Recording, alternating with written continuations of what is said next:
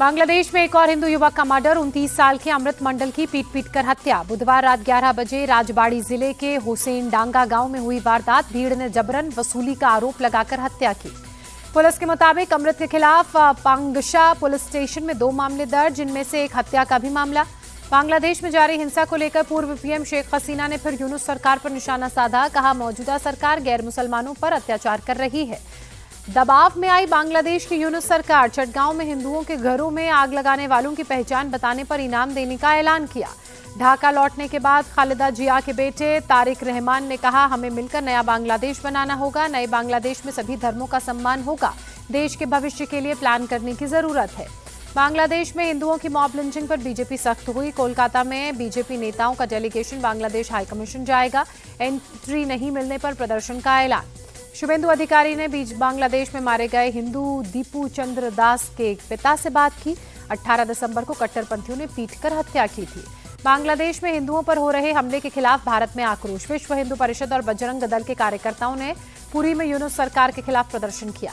बांग्लादेश में हिंदुओं पर हो रहे अत्याचार से भड़के बाबा बागेश्वर देश के हिंदुओं को एकजुट करने का आह्वान करते नजर आए। पीएम मोदी आज वीर बाल दिवस के कार्यक्रम में हिस्सा लेंगे। दिल्ली के भारत मंडपम में कार्यक्रम का आयोजन होगा। राष्ट्रपति द्रौपदी मुर्मू प्रधानमंत्री राष्ट्रीय बाल पुरस्कार प्रदान करेंगी। महिला एवं बाल विकास मंत्रालय राष्ट्रीय स्तर पर मना रहा है वीर बाल दिवस। लखनऊ में भी वीर बाल दिवस के उपलक्ष्य में कार्यक्रम का आयोजन होगा। सीएम योगी कार्यक्रम में शामिल होंगे। राष्ट्रीय प्रेरणा स्थल के लोकार्पण के बाद पीएम मोदी ने कहा, लखनऊ की धरती नई प्रेरणा की साक्षी बन रही है। अटल जी ने भारत की गौरव और अस्मिता की रक्षा की है। प्रधानमंत्री ने कहा, पिछले 10 साल में करोड़ों लोग गरीबी से निकले। हमारी सरकार ने पीछे छूटे लोगों को प्राथमिकता दी। हर व्यक्ति तक विकास पहुंचाना ही लोकतंत्र।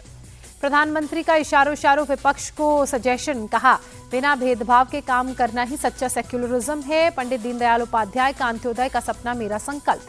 प्रधानमंत्री ने कहा, नीति और नियत सही हो तो कुछ भी संभव। हमने अनुच्छेद 370 की दीवार गिराई। आज भारत का संविधान जम्मू कश्मीर में भी लागू। गांधी परिवार पर प्रधानमंत्री का हमला। कहा, पहले एक ही परिवार के नाम पर योजनाएं होती थी, आज हर महान विभूति का सम्मान होता है।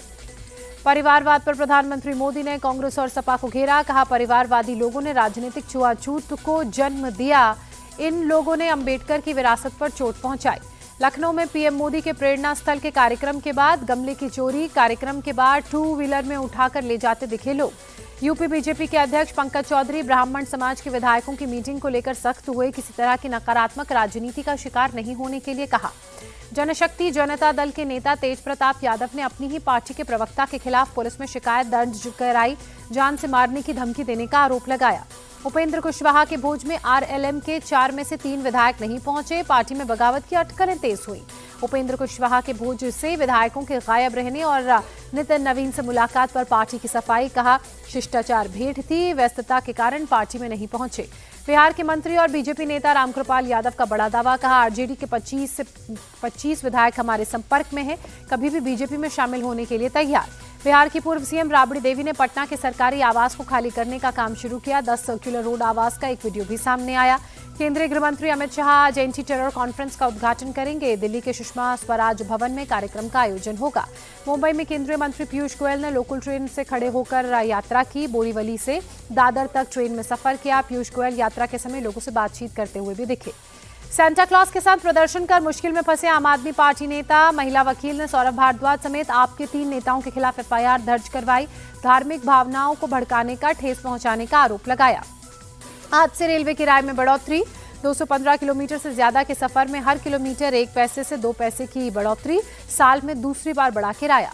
नेताजी सुभाष चंद्र बोस के परपोते चंद्र कुमार बोस ने राष्ट्रपति द्रौपदी मुर्मू को चिट्ठी लिखी। जापान के रेनकोजी मंदिर से नेताजी के अवशेषों को भारत वापस लाने की गुजारिश।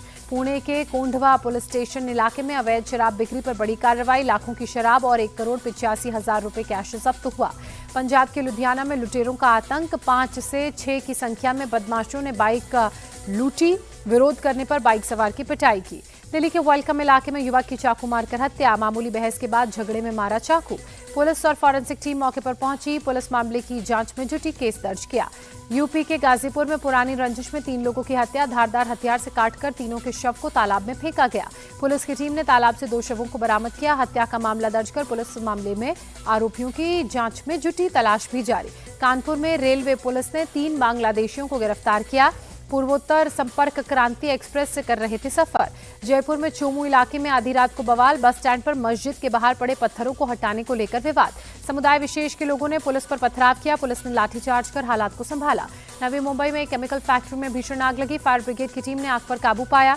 कर्नाटक के मैसूरू में सिलेंडर ब्लास्ट में एक शख्स की मौत हुई, 4 लोग घायल। मैसूर पैलेस के गेट के बाहर धमाका हुआ। हैदराबाद में ऑपरेशन कवच के तहत चलाया गया चेकिंग अभियान, रात में पुलिस की टीम ने गाड़ियों की चेकिंग की, संदिग्ध गतिविधि को लेकर चेकिंग।